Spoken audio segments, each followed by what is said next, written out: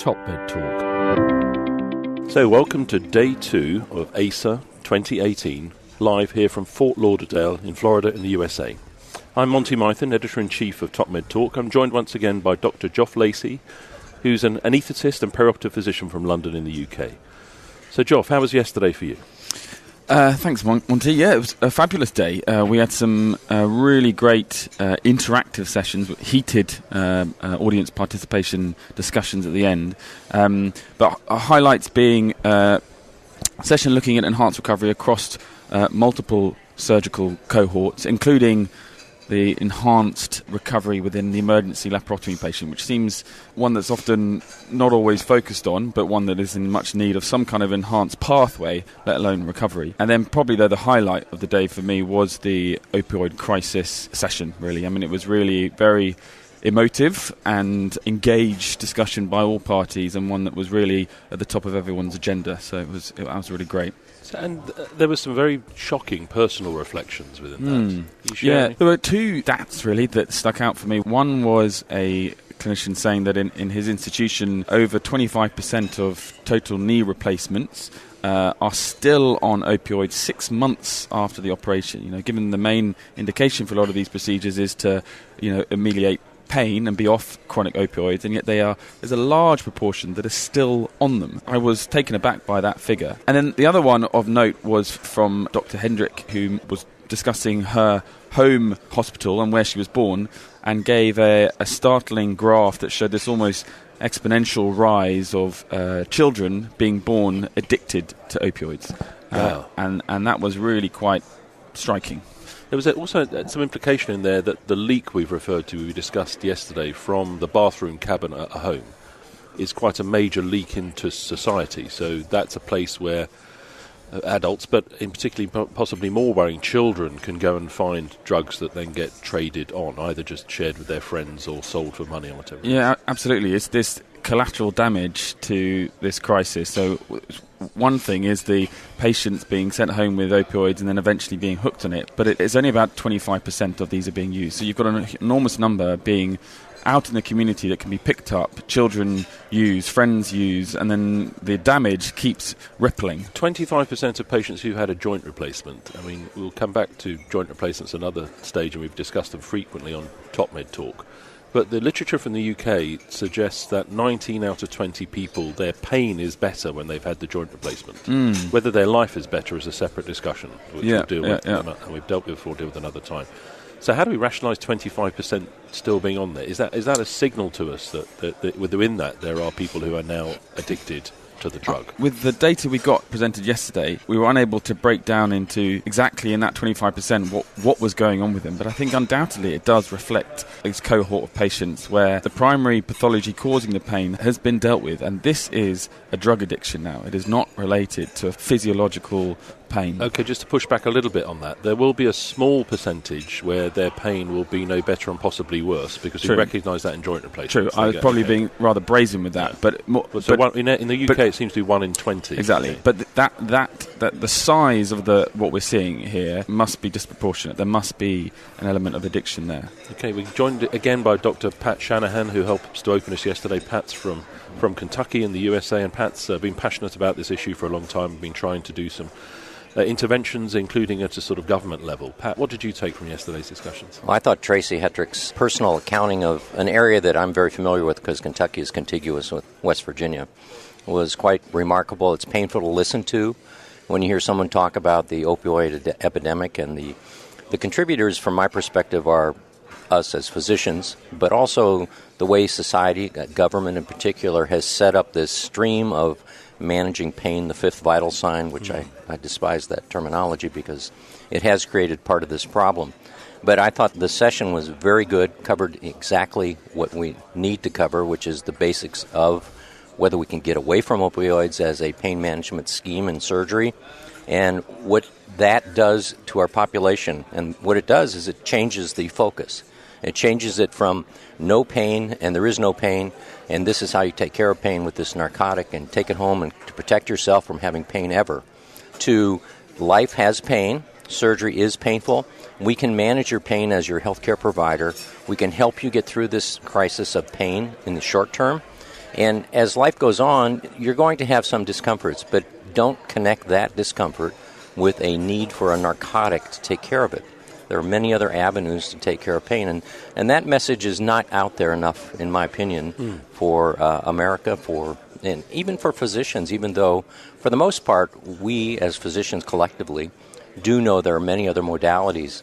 It's what has been made for us to be easy to do by governmental guidance, so to speak, by societal guidance. It's easy to obtund a patient with a narcotic so that they don't recognize they have pain. They still have pain, they just don't care.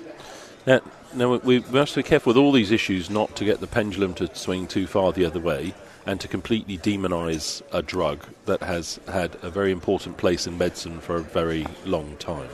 Right. Is that fair comment as well? That is more than fair, and I think that's the problem with many things. The pendulum swings all the way to the extreme, and then we have a disaster. Somewhere in the middle is where we need to be, and maybe even away from the middle in regards to narcotics. But opium, narcotics have been for mankind for millennia. It's been a source of pain relief, and it still is. And in some cases, it's the only avenue we have to relieve pain for some people.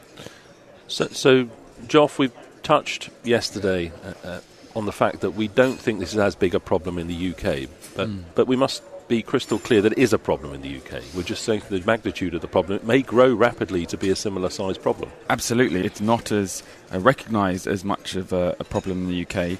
And there's certainly less volume of opioids that people are discharged with across the board in the UK.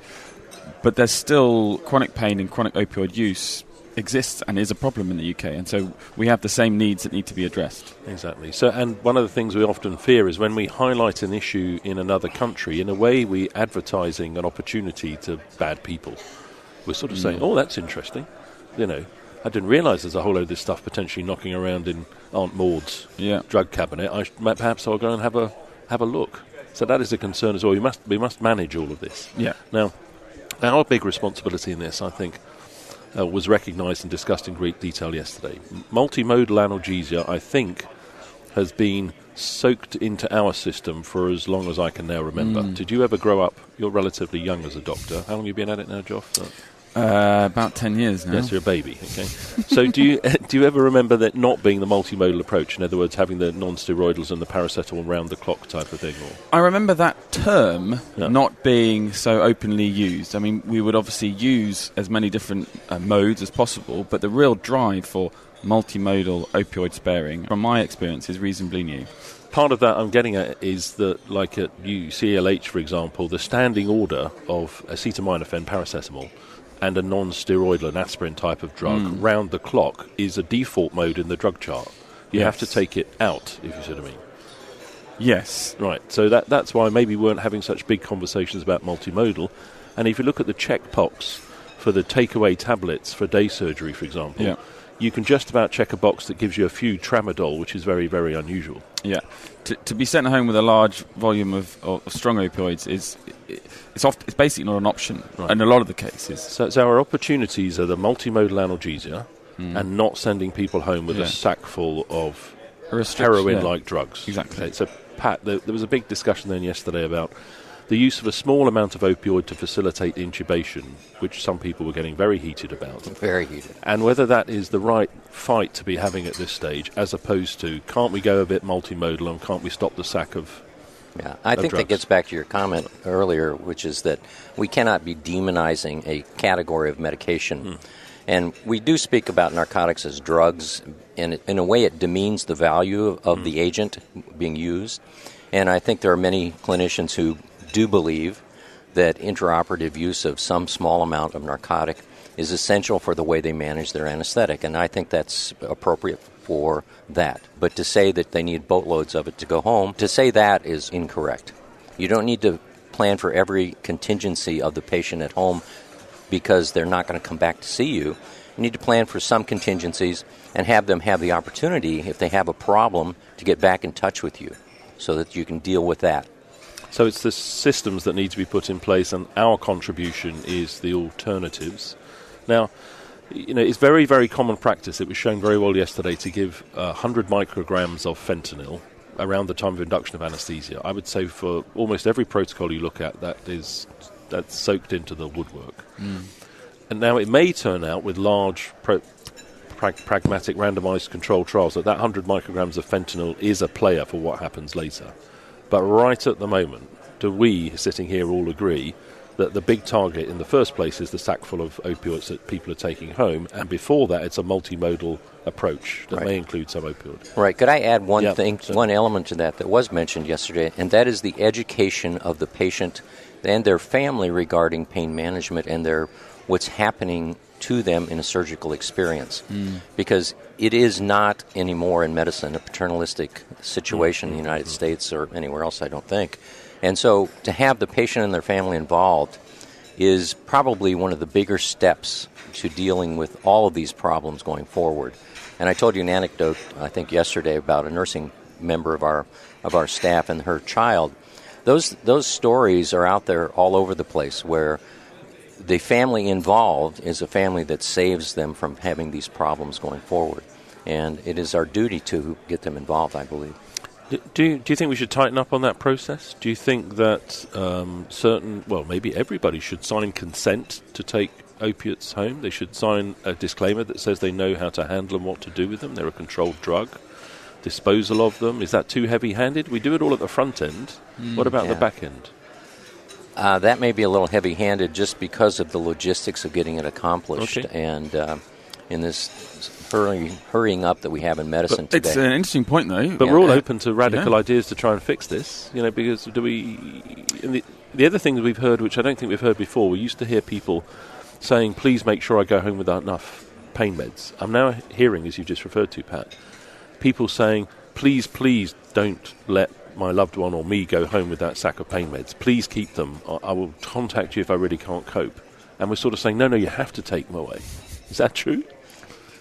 Well, I think it's an education thing that makes that true. Yeah. I mean, if the patient and family is educated regarding what's going on in their health situation and how the pain can be managed, then that is, you don't need to add that other element to it. But if it's a patient who is not brought into understanding what they're getting into, then yes, I think you do need to have that discussion.